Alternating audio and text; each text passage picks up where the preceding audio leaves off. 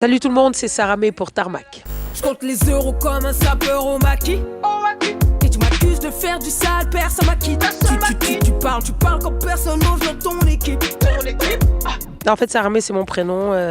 Ma mère voulait m'appeler Sarah, mon père voulait m'appeler May. Sarah May, c'est tout.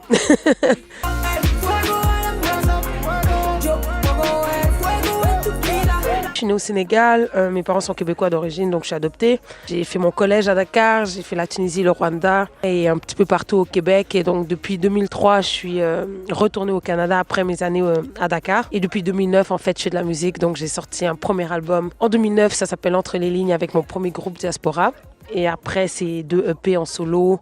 Premier album Légitime en 2015 et deuxième album Irréversible le 5 avril dernier. Voilà. J'ai pas pris l'ascenseur, moi je préfère gravir les marches. J'ai affronté les hauteurs même si la peur me rend malade.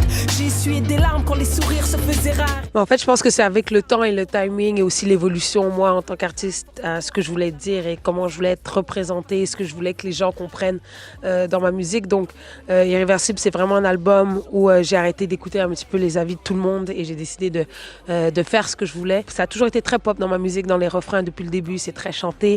Et le vibe afro, j'en écoute beaucoup, mais après, il fallait que ce soit fait de la bonne façon, je pense. Il y a des vibes aussi un petit peu latines dans mon album, donc c'est l'équilibre du rap, trap, afro, latin. Donc ça a été un petit peu un tour de force pour cet album-là, mais avec TNM, ceux qui ont produit l'album, je pense qu'on a réussi à avoir ce bon équilibre. Et ben, voilà, je parle de mon vécu, donc ça fait partie de ma vie aussi. Non, dans la vie, on m'a rien donné. J'ai eu de l'amour plus qu'il n'en fallait. Et du merci, mes repères m'ont évité de perdre la tête. Musicalement, ça va un peu dans tous les sens. J'écoute la musique classique, j'écoute la pop, j'écoute de l'afro. Moi, c'est vraiment les paroles.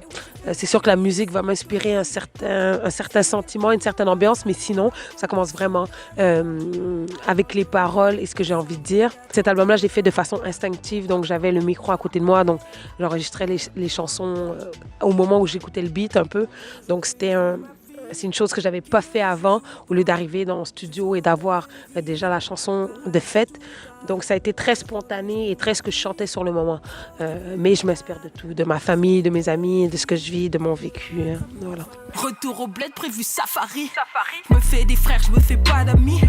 Dernière scène, je bois du vin comme Amy. Ouais, bizarrement, j'ai pas eu de stress le jour de la sortie, ce qui est très... Habituellement, c'est mauvais signe. Mais je me suis juste... Voilà, c'est comme un bateau qui part au large et je l'ai laissé aller. Et avec la critique de l'album, j'ai été très surprise. Nous, on savait qu'on avait quelque chose de spécial à ce moment-là. Et moi, par rapport à mon parcours que j'ai fait toutes ces années-là, moi, ça a pris du temps avant que je sois reconnue au Québec comme rappeuse, puis pour ce que je fais pour ma musique, mes concerts. Donc, quand les critiques ont commencé à être très positives sur l'album, ça nous a donné un boost pour la suite. Mais on savait qu'on avait quelque chose de différent qui se faisait pas chez nous. Parle de mes proches, de ma vie, on some real shit. Tu fais les poches au mami, nigga, deep shit. Laisse-nous parler, on a des plans, tu comprendras jamais. On ne sait pas ce qu'on peut représenter pour quelqu'un d'autre. Et c'est ce que j'ai compris dans les dernières années. Je suis allée à Dakar faire des concerts il y a 2 ans. Et j'ai vu une espèce de société qui est en pleine expansion, où les femmes, c'est elles qui lead. Ça, j'ai toujours su, mais au niveau de la culture, au niveau du hip-hop, dans les activités, dans les concerts, des filles qui rappent, voilées ou pas, j'ai tout vu. Et ça m'a donné vraiment une motivation que je n'avais pas eue depuis longtemps. Et je me suis dit, c'est sûr que moi, bon, je suis au Québec, je suis à Montréal, je suis dans une autre réalité, mais je représente peut-être quelque chose pour d'autres jeunes filles ailleurs ou d'autres jeunes garçons à l'extérieur. Donc c'est important pour moi d'avoir ce message. Et c'est des gens à qui on s'adresse un peu moins, en tout cas chez nous au Québec. C'est pas la même réalité qu'il y a en France ou en Belgique par rapport à l'immigration, tout ça. Donc je pense que c'est important que j'en parle et je le fais pas, je me force pas à en parler. En fait, ça vient naturellement. Pourquoi tu traites toutes les meufs de salope que tu l'as trouvé loup? Moi je sais pas, dans son corps. Moi c'est les gros en train de se réveiller. Ah bah écoute, j'ai fait un concert il y a 1 semaine à Montréal, en fait à l'extérieur de Montréal, pour un festival qui s'appelle Santa Teresa. Donc c'est en banlieue de la métropole. Et bon, il y a très peu de shows en banlieue ou de gros festivals. Et ce festival-là, c'est sa 2e année. Et donc là, j'étais dans un concert où pour la première fois au Québec, les gens chantaient mes paroles. C'est la première fois que je me rendais compte que les gens écoutaient vraiment l'album. C'est pas comme si tu fais un festival, puis là, les gens découvrent, etc. Les gens étaient vraiment into it. Ils connaissaient les beats, les paroles. Donc, ça m'a vraiment marqué, ça m'a motivée. Et je pense que j'en étais assez chargée au Québec et je suis contente d'être ici à Lille et je pense que ça va continuer. Ma perception en fait sur la beauté a changé, surtout quand j'ai commencé à faire la musique. J'ai dû avoir plus confiance en moi ou devant la caméra, puis plus accepter mes petits défauts. Je pensais que c'était un spam dans mes courriels, dans mes emails. Je pensais que c'était trompé de personne, mais finalement c'était vrai.